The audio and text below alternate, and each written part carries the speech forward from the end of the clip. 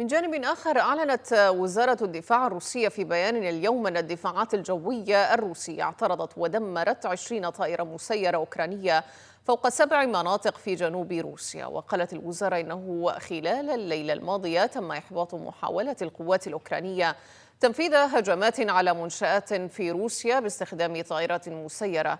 وأضافت الوزارة أن الدفاعات الجوية المناوبة اعترضت ودمرت 20 طائرة مسيرة فوق عدة مناطق روسية.